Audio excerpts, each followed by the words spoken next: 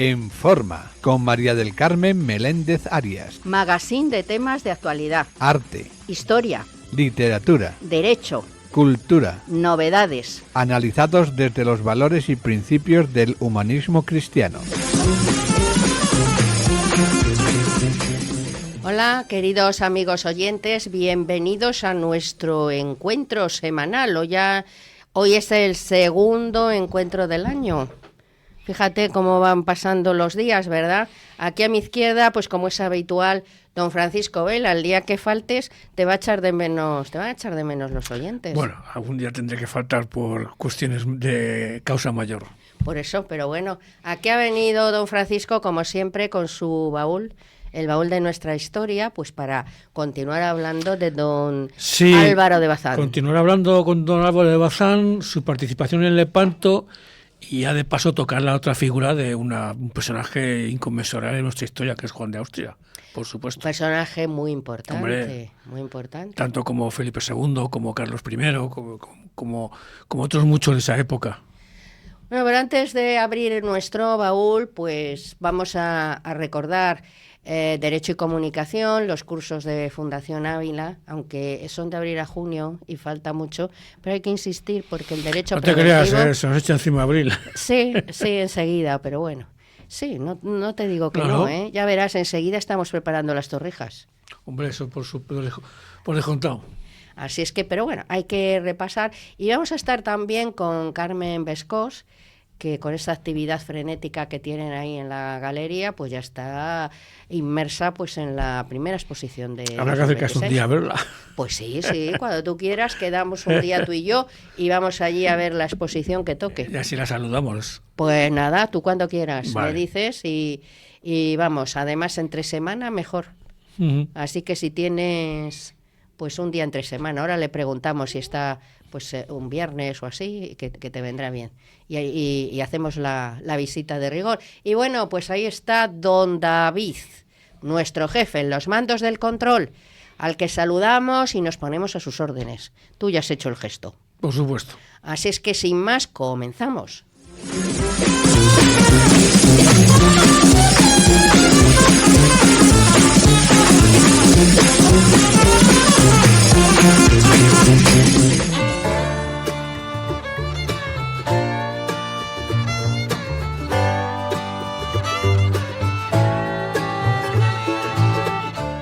Derecho y Comunicación.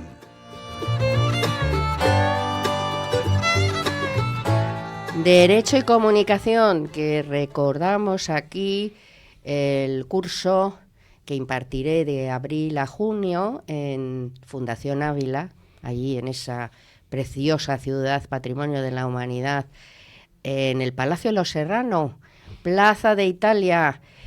Ahí impartiremos este curso, Cuidando en Familia, conoce tus derechos para cuidar mejor.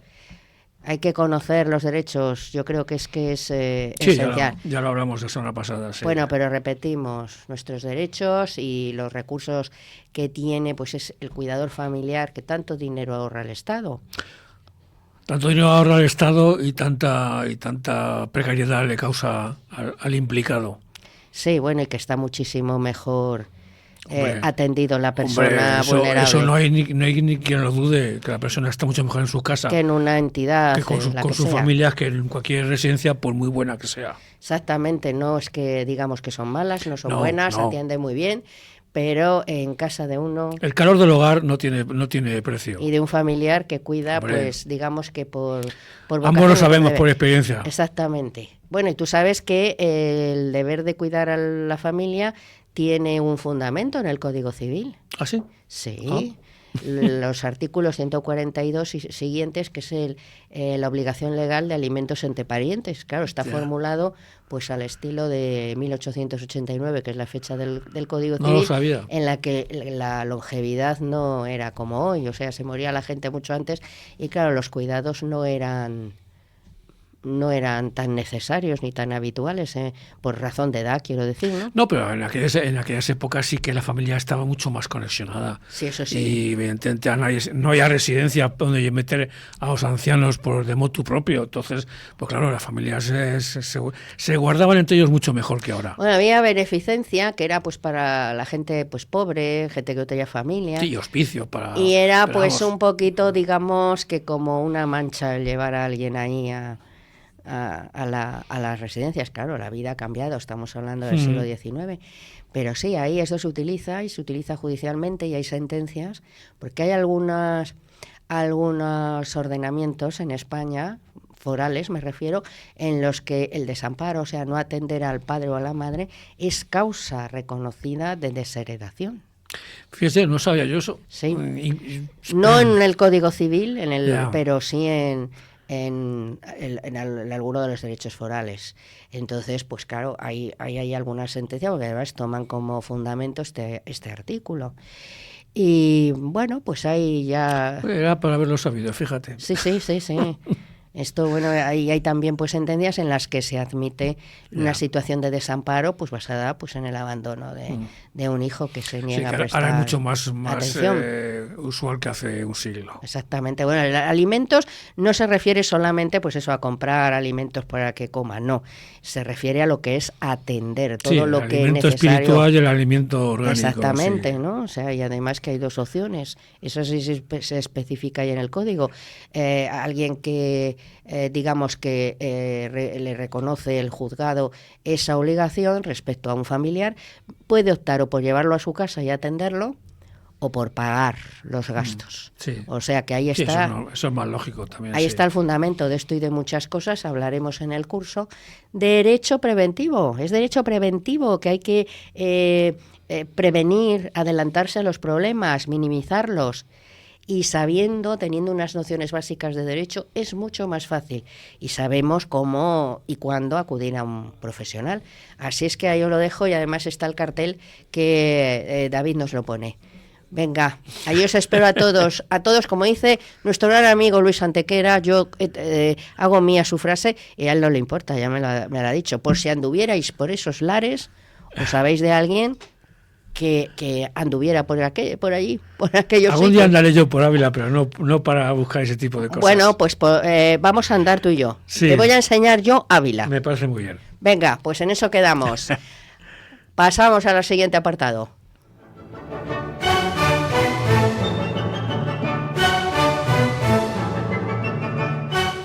Entre cajas, bastidores y bambalinas.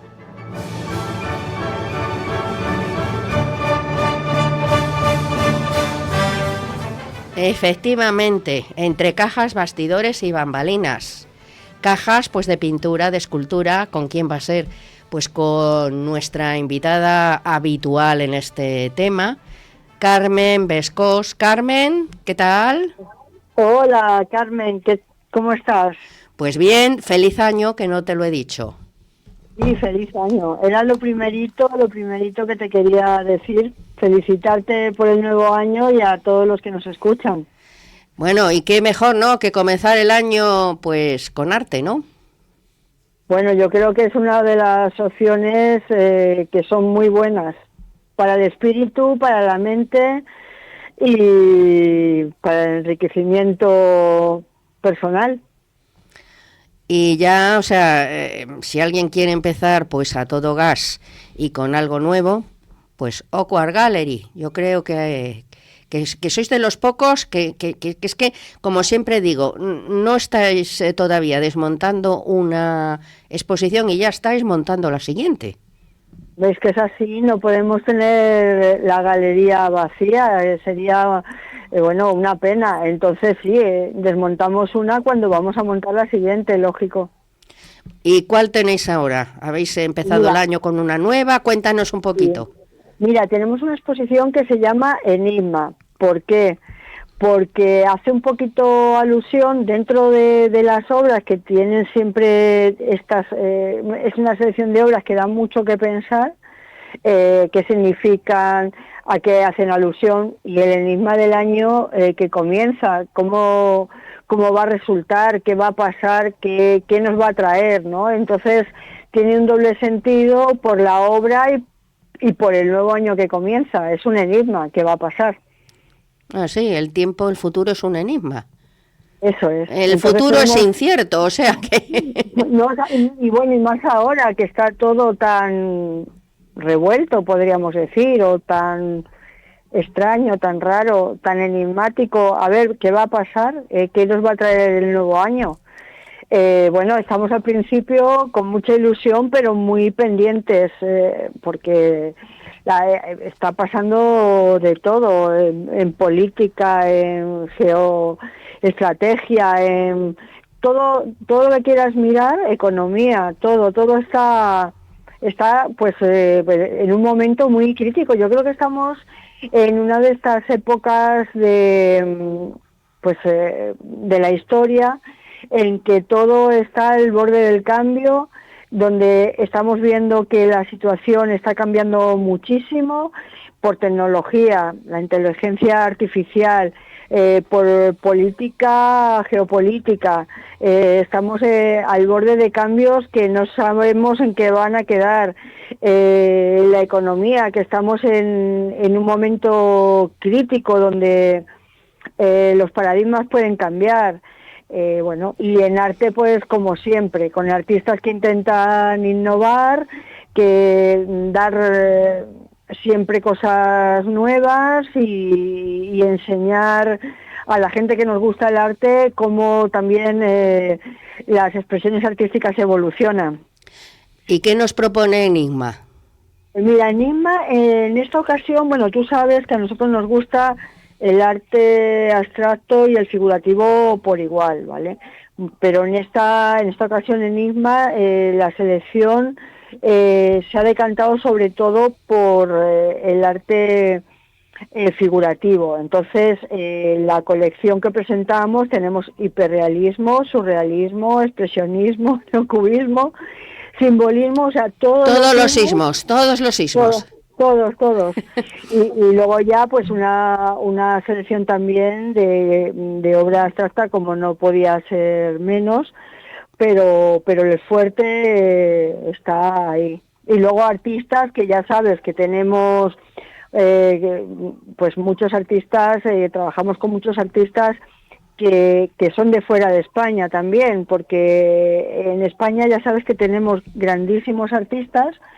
Nos encanta, la mayoría de los artistas por número son españoles, como es lógico, pero siempre en todas las exposiciones tenemos artistas de otros países, porque queremos también ser pues una galería que da a conocer también lo que se está haciendo fuera. Así que tenemos artistas de Gran Bretaña, de Brasil, de Italia, pero bueno, la mayoría, como te comentaba, en esa exposición son españoles. Y tenéis arte, ¿no? Arte, ¿qué digo? Pintura, ¿no? Pintura, escultura,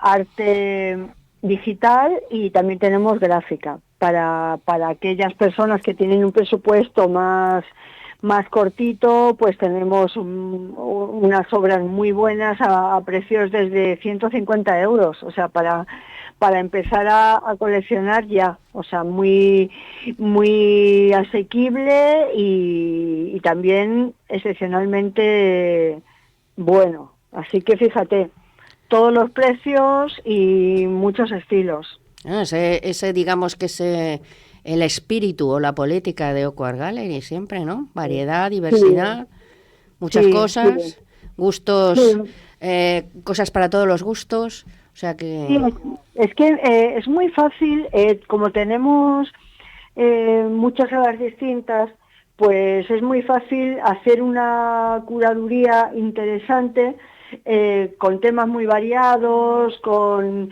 estilos muy variados, porque se puede agrupar por salas. Entonces que tenga todo un sentido para que se vea de manera agradable, que todo tenga un porqué, que disfrutes viendo las obras, ¿vale? No solamente la obra en sí, sino el contexto, ¿no? Y entonces eso es lo que cuidamos mucho.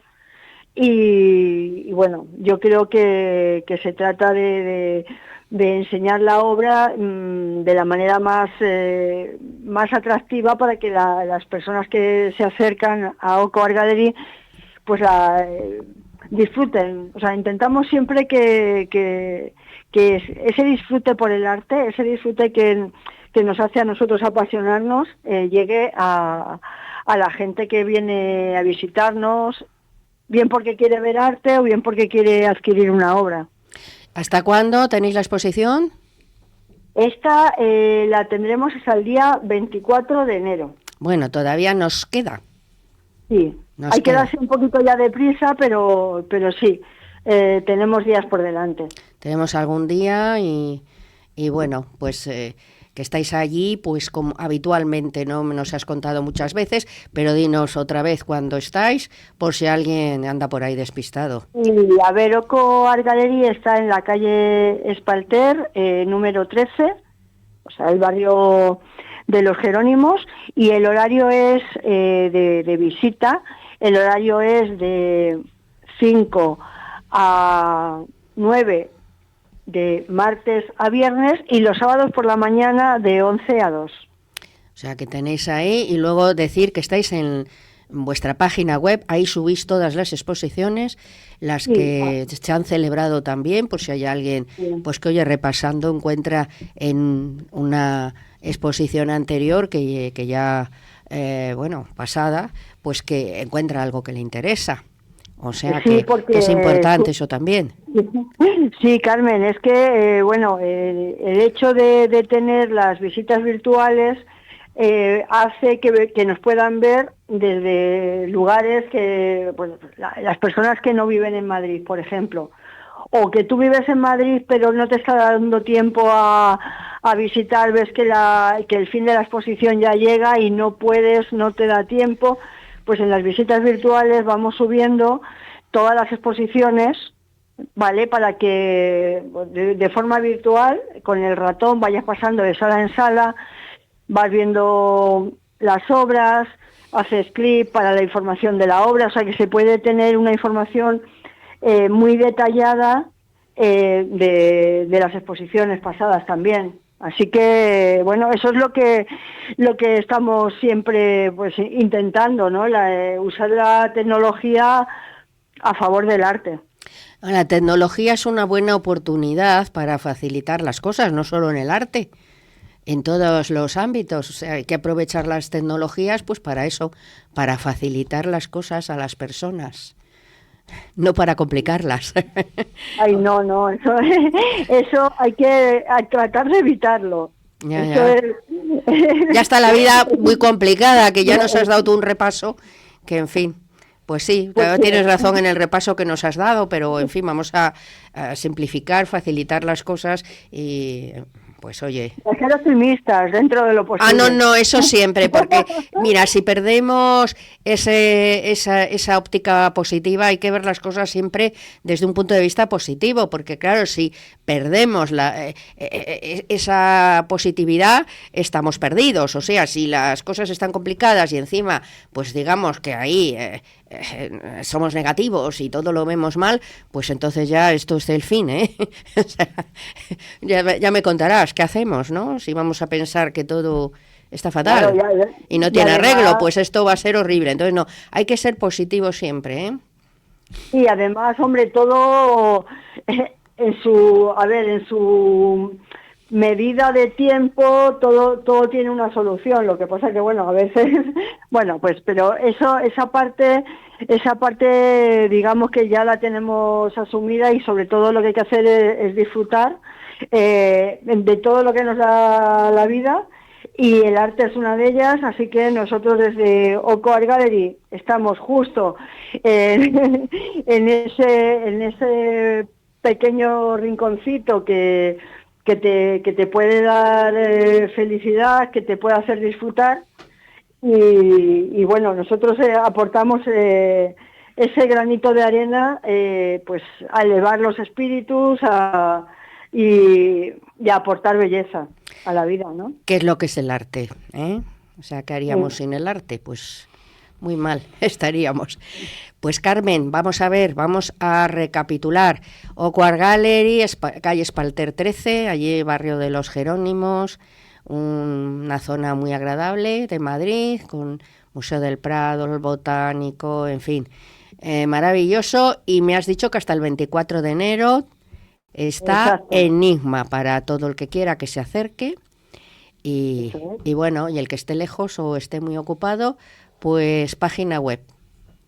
Sí, la página web es www.oco, con dos Cs, occo, artgallery.com. Ahí encuentran todas las exposiciones. Perfecto, Carmen. Me ha encantado escucharte. Ya nos informarás de la próxima. Así lo haré, Carmen. Muchísimas gracias. A ti, siempre es un placer tenerte aquí con nosotros. Hasta la próxima. Hasta Carmen. la próxima. El baúl de nuestra historia.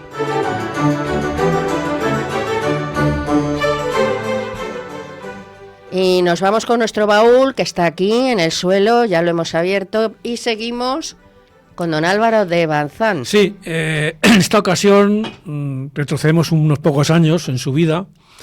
La habíamos dejado conquistando o en la batalla de las Islas Azores o Terceras.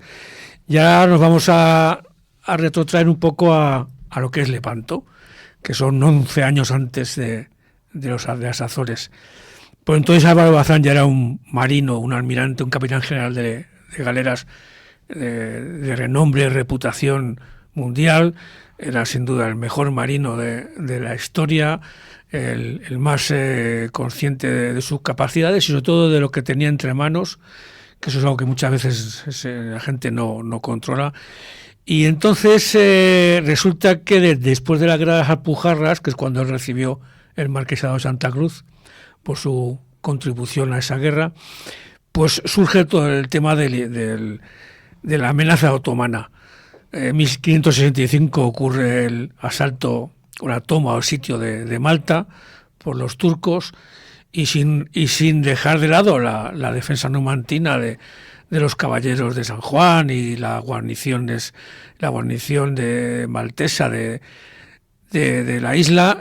Hay que reconocer que la retirada del asedio y de la flota turca fue por la llegada del refuerzo, muy tardío, también hay que decirlo, que España manda para Malta. Es un refuerzo en el que va Álvaro de Bazán, y Álvaro de Bazán en ese sitio convence al resto de mandos de que no hay que andarse con tonterías, que tal y como está la situación, un día de retraso es fatídico, y se lanza al desembarco en Malta con la fortuna que tiene de que no es interceptado por los turcos. Desembarca y ante la llegada por fin de como se dice, los tercios españoles, los turcos pues sencillamente, que estaban ya también agotados, destrozados por el asedio y por tantos combates salvajes, pues sencillamente deciden marcharse, y la isla de Malta se salva por el socorro, con la defensa reconocida de la plaza, pero con el socorro español. Y ahí va Álvaro de Bazán. Esto le sigue dando todavía más reputación. Y cuando 5 años más tarde se crea la Liga Santa, patrocinada por el Papa, por Pío V, porque los turcos se han recuperado, los turcos han vuelto a rehacer su armada, y además los turcos han conquistado la isla de Chipre, que era, como se suele decir ahora, un portaaviones insumergible en pleno flanco del Imperio Otomano. La conquistan. Y claro, ¿qué ocurre esa conquista? Que la perjudicada es Venecia, la tan querida, por no decir odiosa, República de Venecia. Odiosa. Para España, sí.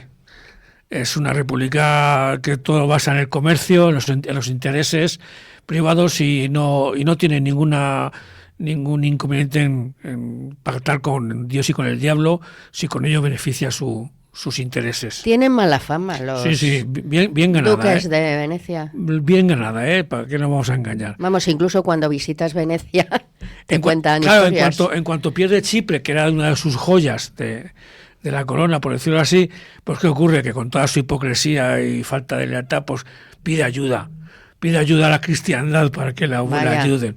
Y claro, evidentemente, como la pide en nombre de la cristiandad, pues ni el Papa ni Felipe II pueden oponerse, por mucho que en su foro interno y en sus deseos privados le hubieran gustado mandar al diablo a los dux de Venecia. Y entonces en ese tejemaneje se monta la Liga Santa.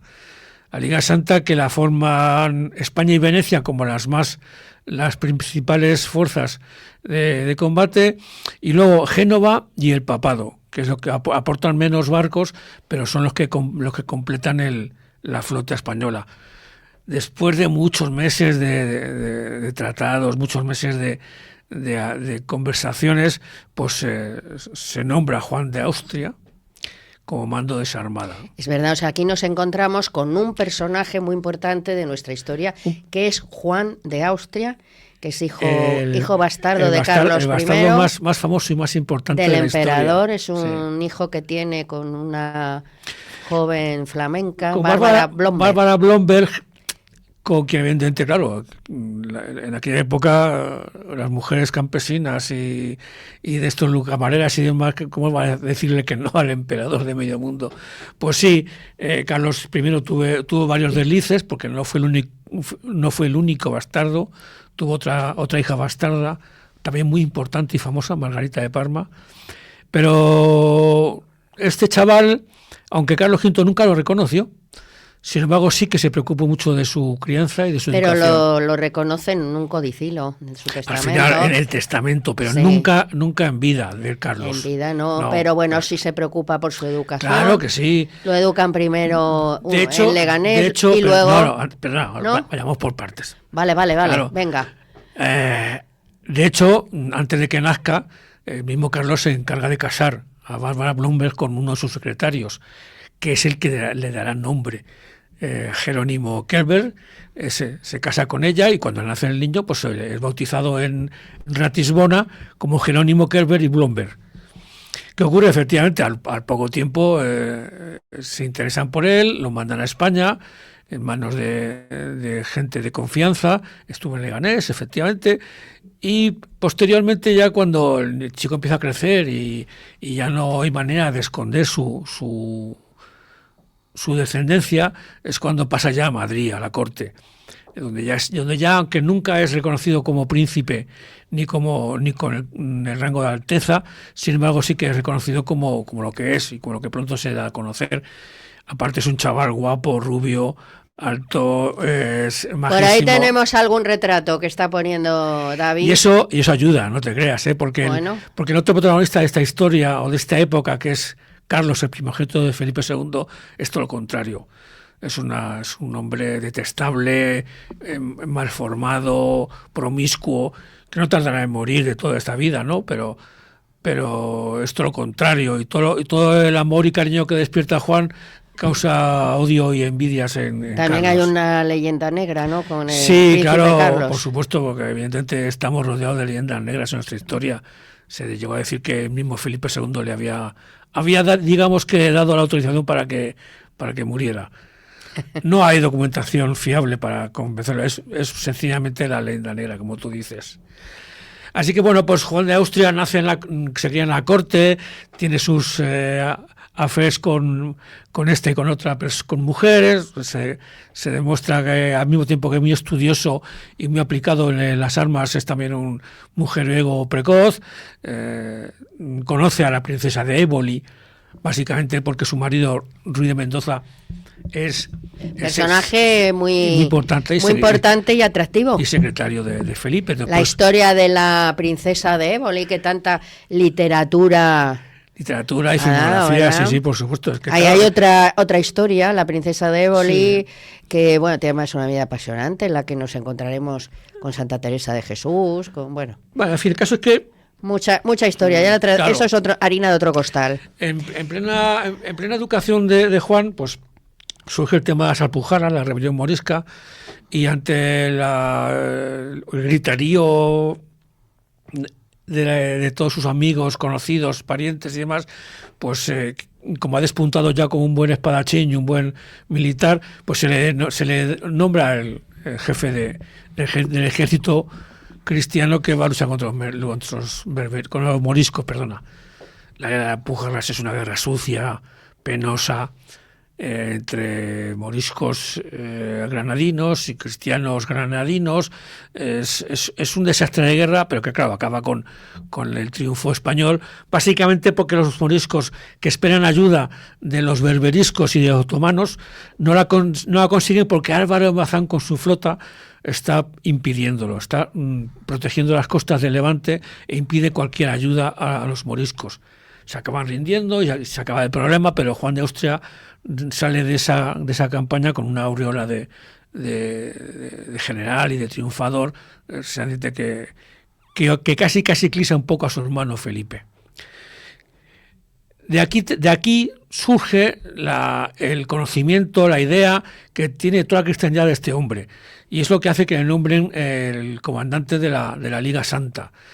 Más que nada, no porque nadie lo quisiera o no lo quisiera, sino porque es el resultado de una confianza o de un apaño entre todos. No lo que Venecia quería un almirante veneciano, el Papa quería un almirante papal, Génova quería un almirante. Cada uno quería, claro, pues barría para casa, ¿no? Entonces, claro, al final como el que ponía el dinero y la mitad del esfuerzo de la Liga Santa lo pone España, pues entonces, claro, se impone el criterio español, y más aún cuando surge la leyenda del Papa que, leyendo la Biblia, se lee aquel párrafo en el cual dice que Dios mandó a un hombre llamado Juan. Pues claro, ahí ya surge y se nombra Juan de Austria, ni más ni menos que príncipe de la cristiandad, que ya es, tú fíjate si es, o paladín, que ya es todo una característica de esta campaña. Juan de Austria, ¿qué hizo? Aparte de dirigirla, pues consiguió que todos los enfrentamientos privados y públicos entre venecianos, españoles, genoveses, que se llevaban todos a matar, pues quedaran, digamos, un poquito aparcados por la idea básica que era la lucha contra los turcos, y que hay que hacer hincapié y recordarlo, que sin la victoria de Lepanto la historia del mundo habría cambiado radicalmente. Eso para que la gente lo tenga muy claro. La Liga Santa se forma muy despacito. Juan de Austria sale de Barcelona en loor de multitudes, llega a Génova en loor de multitudes, llega a Nápoles, donde ya allí sencillamente es recibido de una manera espectacular, pero es que luego llega a Mesina, en Sicilia, y es todavía más. O sea, se tiran 3 meses de puerto en puerto, pasando semanas de fiestas. Cuando al final ya se impone que hace falta un poquito de seriedad, de seriedad, de criterio, de prepararse para la batalla. Exactamente, ya hemos disfrutado de la vida y ahora hay que prepararse para la batalla. Entonces ya la flota sale hacia lo que es Grecia, y pasando por la isla de Corfú, pues se planta en lo que se llamaba entonces el Golfo de Lepanto, que ahora tiene otro nombre. La ciudad de Lepanto no existe como tal, ahora se llama Esciatos o algo así, creo que se llama, y es parte de lo que ahora es el Golfo de Corinto. El Golfo de Corinto es, para todos los que quieran saberlo, según ves el mapa de Grecia de frente, es un brazo de mar que parte Grecia por la mitad, dejando arriba Atenas, abajo Esparta, y que su entrada occidental, a la altura del mar Adriático, pues es el Golfo de Lepanto. Allí es donde se encuentran las dos flotas, la española, comandada por Juan de Austria, y la turca por el famoso Pacha ¿cómo se llama? Ahora se me ha olvidado. Bueno. Se me ha ido el nombre, el Mustafa, se me ha ido el nombre ahora mismo del otomano, pero bueno. Los planes de la batalla hacen que la flota se divida en 3 flotas. Al norte, pegado a la costa de Grecia, las tropas venecianas, al mando del segundo Barbárigo. Al centro, Juan de Austria, con gran parte, con su parte española y parte también veneciana, y al sur Andrea Doria, el almirante genovés, que es el que tuvo la patata más caliente de aquel día. Y en retaguardia, como no, don Álvaro de Bazán, con su vitola de almirante fundamental en nuestra historia, y con el compromiso y la referencia de que va a ser definitivo en la batalla de Lepanto su ayuda. La batalla no sé, por no entrar demasiado en detalles, la batalla al norte se principia como en tablas y la ayuda de Bazán hace que se decaiga de parte cristiana. En el centro es donde la batalla es más dura y más encarnizada y dura más tiempo. Y en el sur, aunque también hay batalla, pero los tejemanejes de las maniobras de la flota turca y la española que se evitan hasta el final, digamos que lo deja un poquito en segundo plano. Lo importante, lo gordo, está en el centro, donde la galera real de Don Juan de Austria y la galera sultana del turco se enfrentan directamente, pero directamente, o sea, no te creas que es... No, directamente. De hecho, la turca embiste a la española, se quedan trabados y a partir de ahí, en cuanto empiezan a llegar galeras turcas que se abarloan con las de su jefe y españolas y venecianas que lo hacen lo mismo con la de Don Juan de Austria, se convierte ya en un combate de soldados, de infantes, solo que sobre plataformas navales. Y ahí es donde tiene la superioridad española, porque en esos barcos, ¿quiénes van? Pues nuestros tercios, que antes de ser conocidos como los tercios de Flandes, eran ya los tercios de Lepanto. Los que combaten en Lepanto son los tercios de Sicilia, los tercios de Nápoles, italianos y españoles, que combaten como si estuvieran en tierras firme. Y su superioridad técnica y sobre todo de sus arcabuces es lo que hace que la superioridad numérica turca se vea equilibrada. En pleno combate, la ayuda turca se choca con la ayuda española, no hay un ten con ten hasta que por fin, después de horas de combate, los españoles consiguen parar el ataque musulmán y abordan la galera sultana, la otomana. Y en un combate ya ahí definitivo, un disparo de arcabuz mata al almirante otomano. En cuanto eso ocurre, sencillamente, pues entre ellos decae el ánimo, decae la moral, justo en el momento que llega Álvaro de Bazán con el resto de su flota de socorro. Y es su apoyo, su empuje y sus tropas frescas lo que hacen que por fin en el centro la batalla naval se decante por el cristianismo. Porque ya con un montón de galeras hundidas, incendiadas, destruidas, con su almirante muerto, pues evidentemente ya la jornada del día está a favor de Dios y la cristiandad.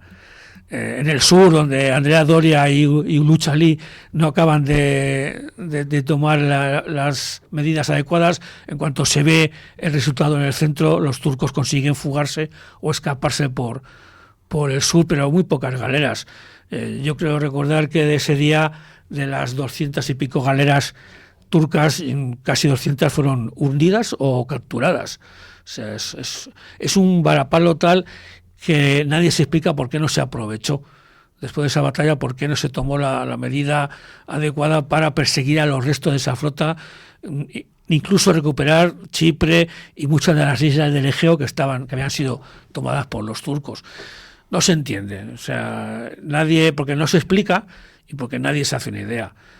Que después de la batalla todos querían celebrarlo, pues es lo más extendido, que es lo que sucedió. Después de la batalla que volvió la flota española a Sicilia y a Nápoles, y claro, pues los festejos y los fastos fueron, y para qué te voy a contar, evidentemente. Y allí en la batalla de Lepanto estaba otro personaje esencial, que es Miguel de Cervantes. Miguel de Cervantes, que estaba con las galeras españolas que ayudaban al almirante veneciano en el norte, en la flota del norte, el flanco izquierdo, y donde la lucha fue muy dura y pertinaz, y ahí fue donde resultó herido.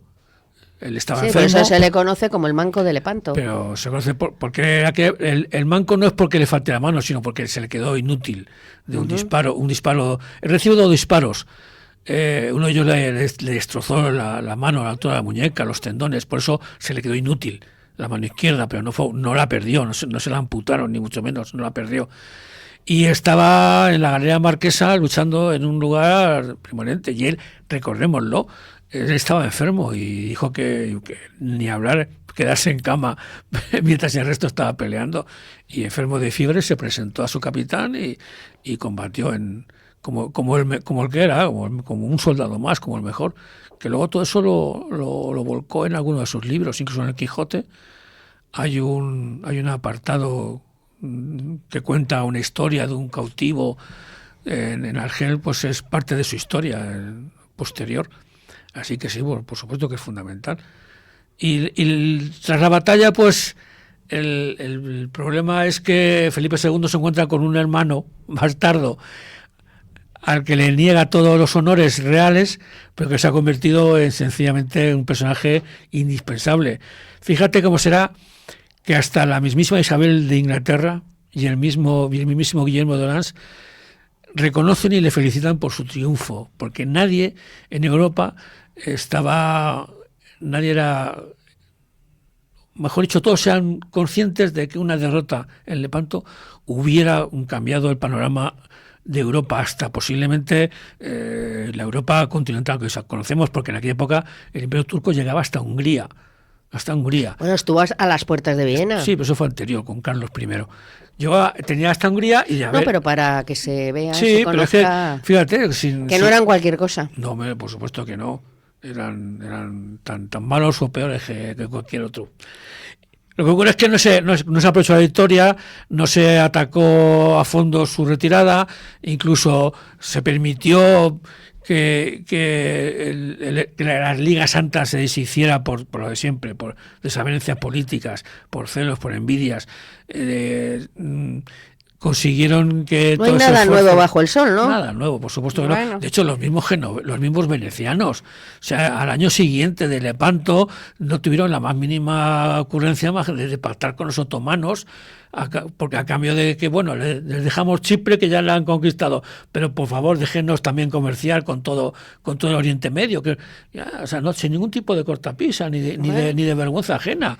Entonces, claro, hay que reconocer que, bueno, poco han cambiado los tiempos, ¿eh? Claro, eso a Felipe II evidentemente le molestó, y de hecho hubo un plan para asaltar y conquistar Venecia, que quedó en nada, porque ya en aquella época por donde llegaban los tiros era por Flandes. Entonces hubo que cambiar el eje de esfuerzo español. Pasó del Mediterráneo a Flandes.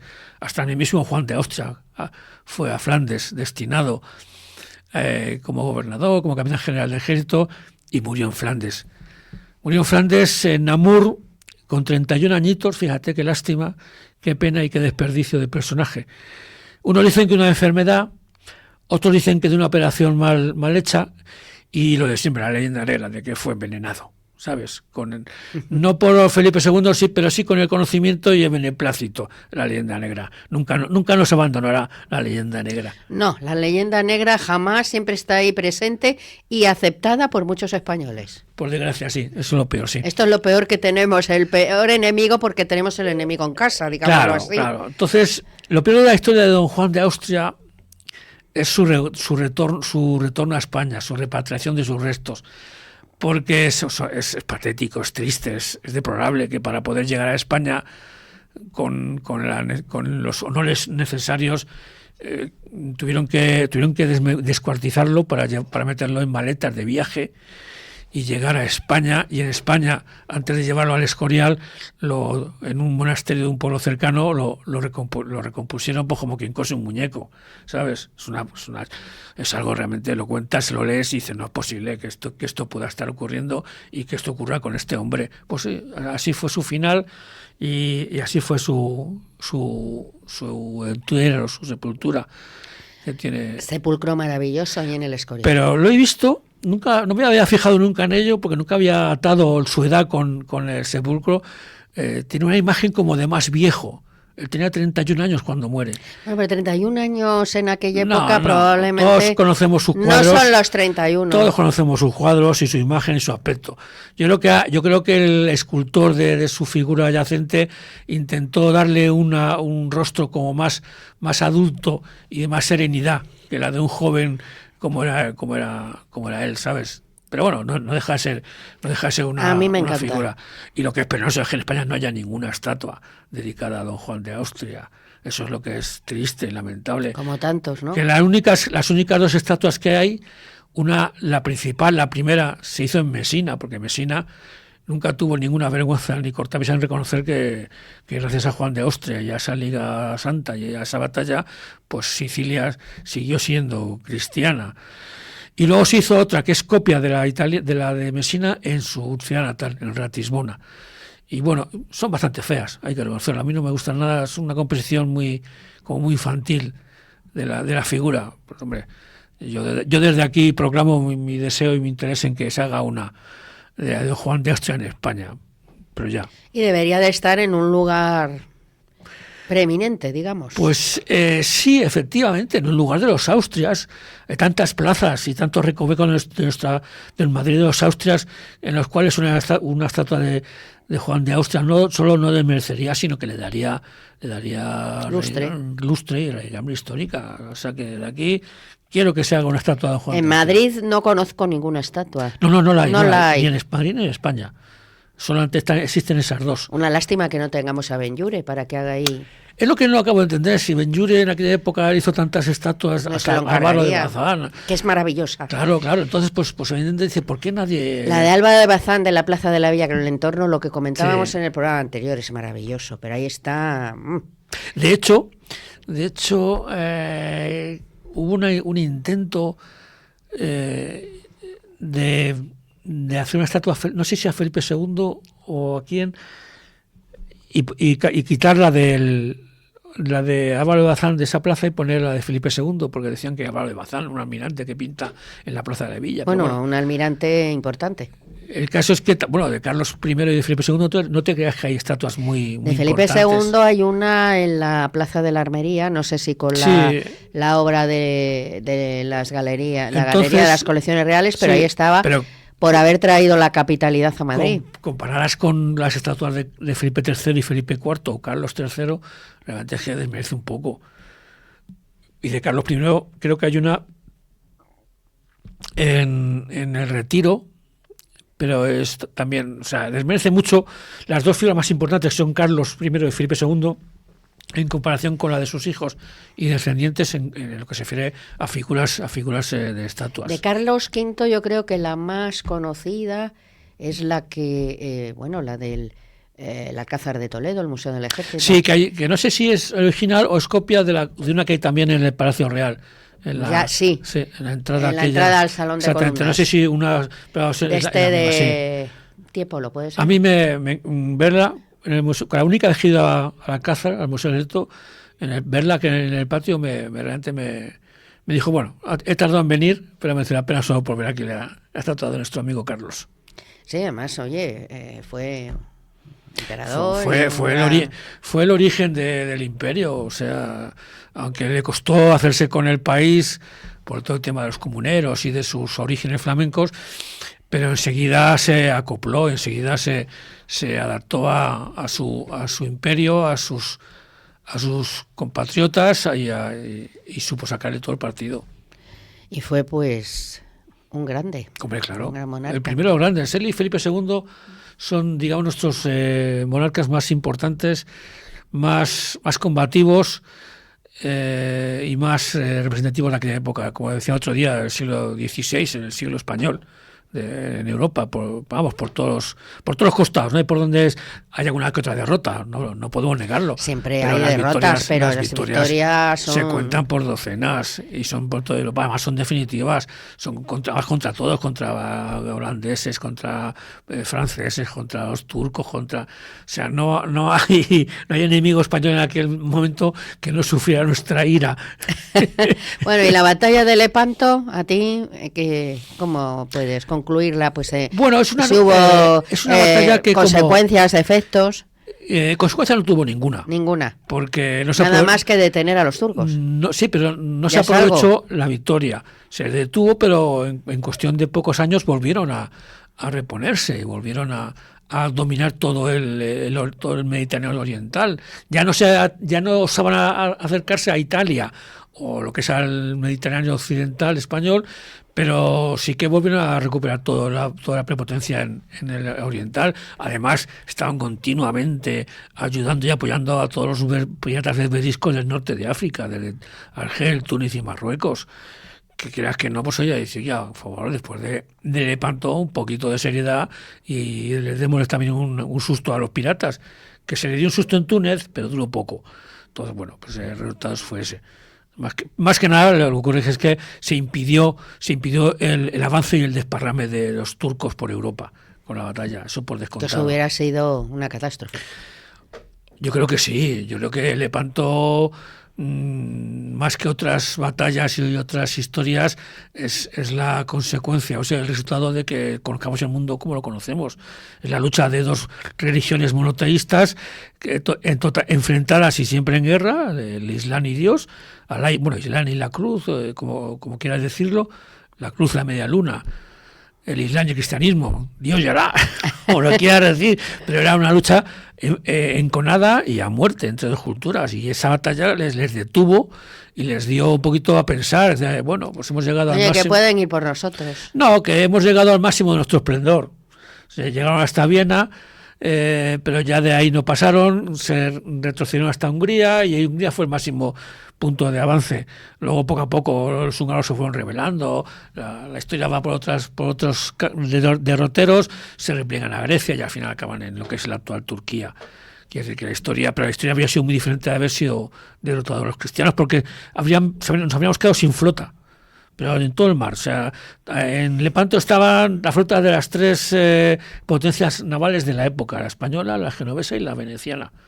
Y sin ellas, el Mediterráneo habría sido totalmente musulmán, y a saber, porque podían haber propiciado otro levantamiento en las Alpujarras, podían haber propiciado levantamientos en cualquier otro sitio, podían haber, no se sabe, o sea, el resultado. Esto es jugar a Venecia se habría rendido. Historia ficción. Claro, Venecia se habría rendido porque sin flota y sin tropas no había tenido unas.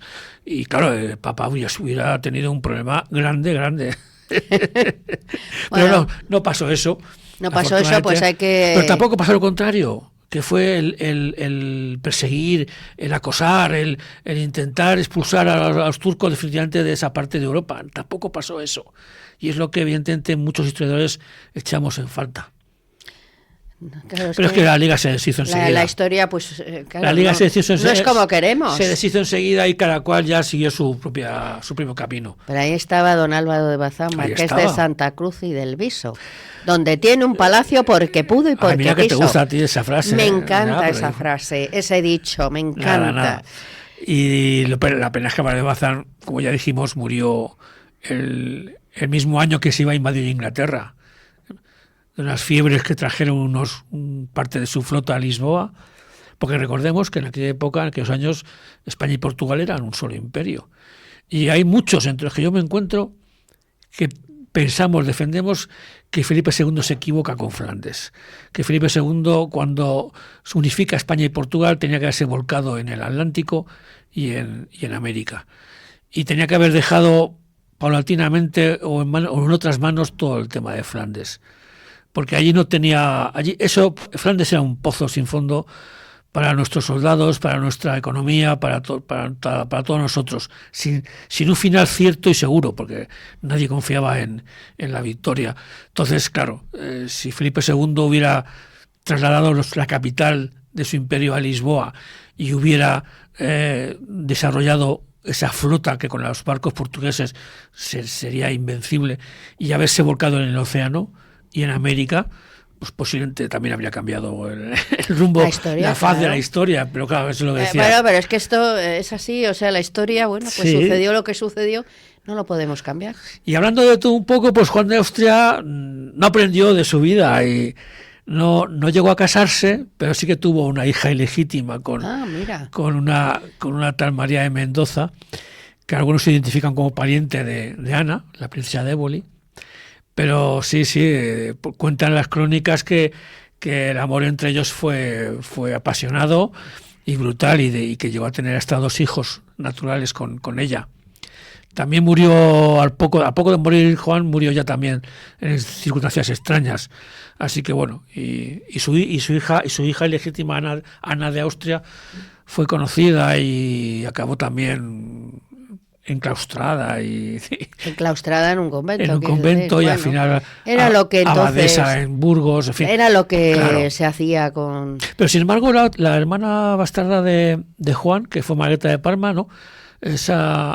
Así como igual que Juan, Margarita fue reconocida muy pronto por Felipe II, y siendo como era hija ilegítima, la llegó a nombrar gobernadora de los Países Bajos, en la época Sí. que Juan de VIII estaba dándose de gorrazos con los turcos. Ella fue nombrada, fíjate, es un cargo importante Importantísimo. y totalmente inusual para lo que era una persona, para una hija natural, por mucho que fuera, del rey. Tenemos que hablar de mujeres en la historia Sí, de pero España. yo tengo pensado eso, pero para marzo, para las Bueno. fechas del próximas al día 8. Ah, sí, al holgorio del al día holgorio, 8. pero sí, hablar de nuestras Bueno, mujeres. a ver si nos censuran ¿Por qué? por decir el holgorio del día 8. Ah, no, bueno, es que es un holgorio, yo qué que te diga. Se lo pasa muy bien. Y tú te lo pasas muy bien, vamos a decir. No, yo no, en tú absoluto. Hoy nos tenemos que ir porque ya me está diciendo David que nos estamos Es pasando. que se nos va el tiempo. Sí, estaríamos aquí hablando. 2 horas, Sí. 3 horas, 4, 5, hasta las 12 de la noche, pero Hablando claro. de comer a las galeras de aquella época, que todo el mundo conoce la vida triste de los galeotes por películas más que por otra cosa. Hay que hablar de las mujeres. Ya hablaremos de las Importantes. mujeres. Sí. Hay que hablar de las mujeres. Yo creo que nos daría para un libro. Es que los hay. Hay Los libros hay, los hay, de los reinas hay. de España, de mujeres de España, pero Bueno. ese día hablaremos de mujeres, pero empoderadas en la No, empoderadas, no, mujeres importantes. A ver, nos tenemos que ir porque ya está David diciendo Bien. que nos vayamos, así es que nos vamos y ya hablaremos Ya de las hablaremos del mujeres gobierno. para marzo o quizás antes. Y a vosotros oyentes, gracias por vuestra atención, por estar con nosotros un día más y que paséis una semana maravillosa. Hasta en otro forma. día y viva España. Exactamente, viva España y el próximo fin de semana aquí nos volvemos a reencontrar. Sed muy felices.